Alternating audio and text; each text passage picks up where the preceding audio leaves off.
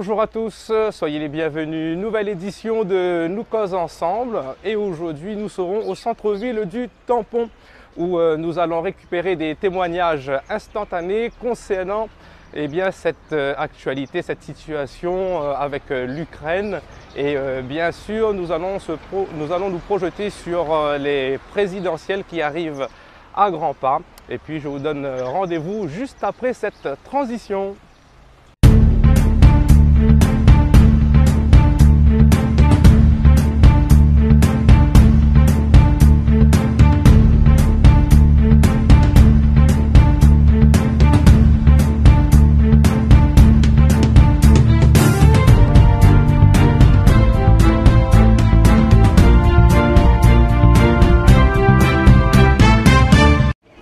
Bonjour madame. Bonjour. Ça va bien? Ça va très bien, merci. Super. Ouais. En ce moment, cette grosse actualité, c'est le peuple de l'Ukraine qui souffre face à l'armée de Vladimir Poutine.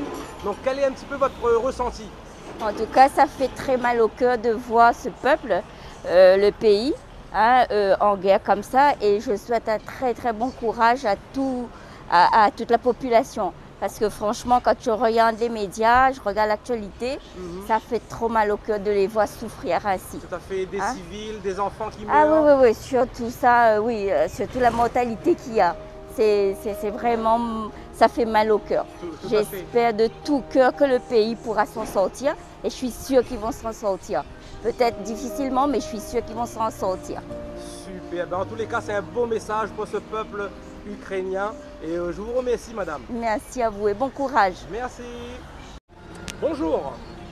Oui, bonjour, je me présente, moi c'est Jean-Yves.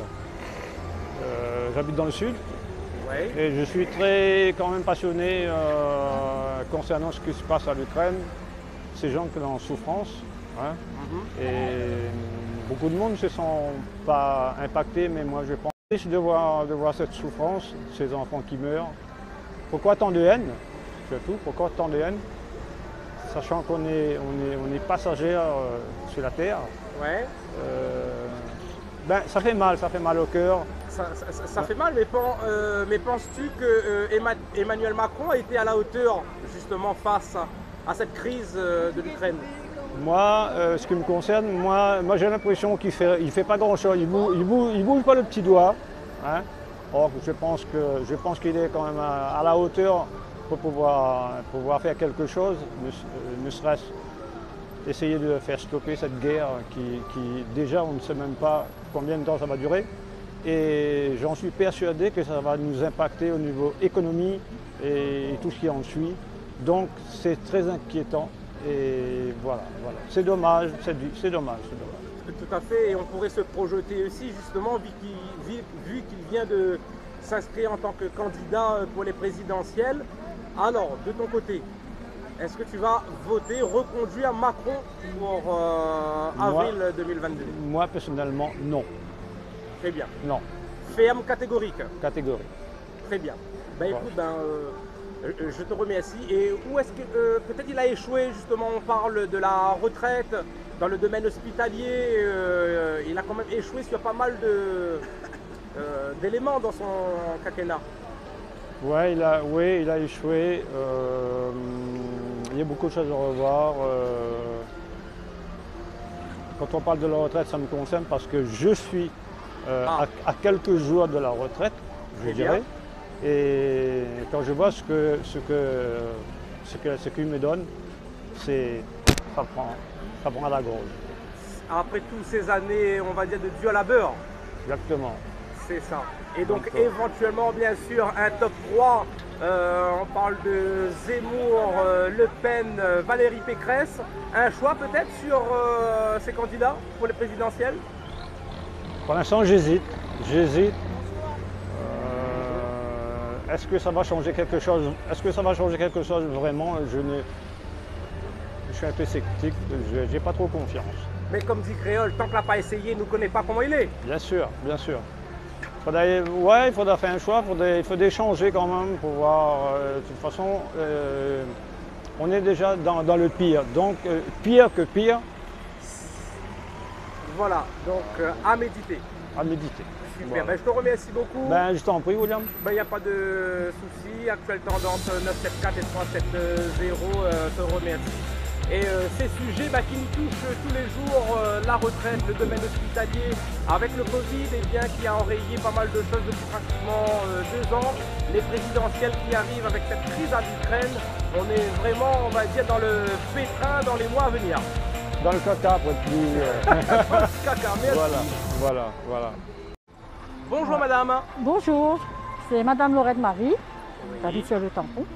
Très bien, et du coup cette situation en Ukraine, un petit peu votre ressenti avec tous ces civils, ces enfants qui meurent? C'est malheureux, c'est triste de voir des gens comme ça. Tout à fait. C'est impossible, c'est inadmissible. Aujourd'hui en 2022, avoir encore une guerre, c'est dur monsieur, c'est Voilà, dur. mais- C'est déchirant, ça fait mal au cœur.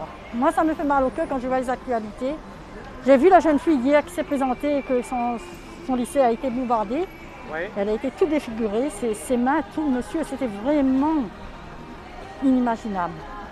J'ai Ça- eu mal au cœur, ça fait mal au C'est cœur. ça, ça fait mal au cœur, mais Ça quand fait on mal voit au que, cœur. au plus haut niveau, que le pouvoir peut rendre fou, et on va dire Oui. cette défaillance de l'armée russe face à l'Ukraine, c'est un gros point d'interrogation, un incident, et c'est le monde entier qui peut exploser. Oui. Quelle est votre façon de voir les choses?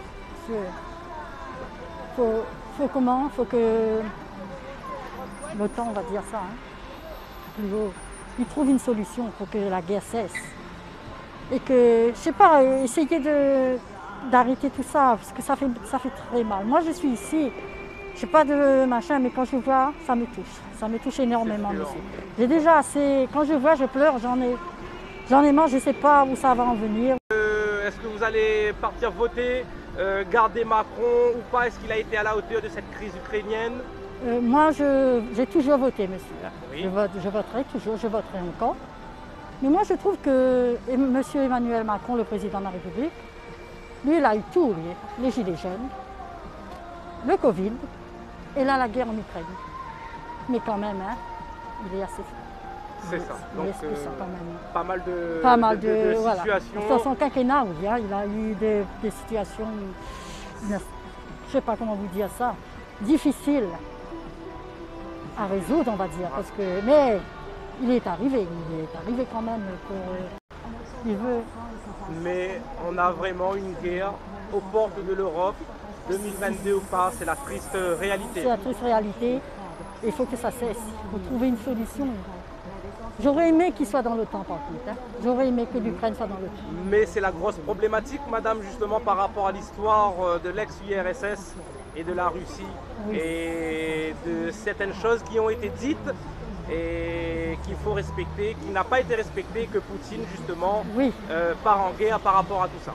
Oui, c'est vrai, il part en guerre par rapport à tout ça, mais il veut s'emparer de l'Ukraine. Ah, Nous, après, moi, c'est mon ressenti, monsieur. on est dans la rue, nous causons ensemble, Nous causons ensemble, mais le fin fond de l'histoire, on ne le sait pas réellement en fait. Voilà, mais arrêtez quand même, arrêtez de tuer tous ces gens, des innocents, ces enfants. C'est une tristesse, ça fait mal au cœur. Tout à fait. Slava Ukraini, gloire à l'Ukraine, et on espère que ce peuple réussira à s'en sortir. Merci beaucoup pour votre témoignage, madame. Mais je vous en prie, je l'espère en tous les cas. Merci beaucoup. Allez. Au revoir.